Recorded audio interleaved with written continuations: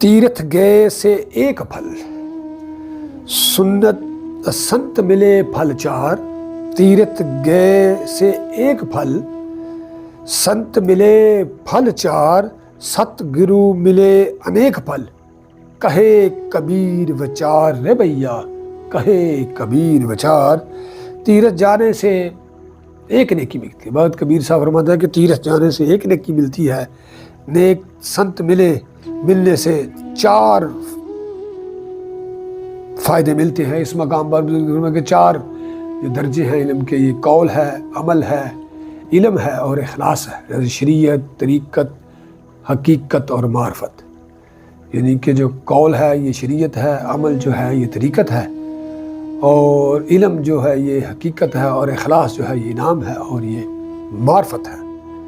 تو بزرگان دین کا جو مقام ہے وہ کل کا مقام ہے۔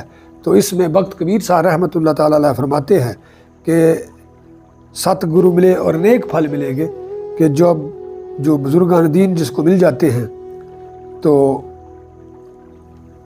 جو سالک جو ہے وہ بزرگان دین کے قدم کے ساتھ لگ جاتا ہے، تو اسے یہ کل کا جو علم ہے وہ عطا ہو جاتا ہے اور اسے پاکی عطا ہو جاتی ہے، بزرگان دین کی دعا برکت کے ساتھ۔ نور والے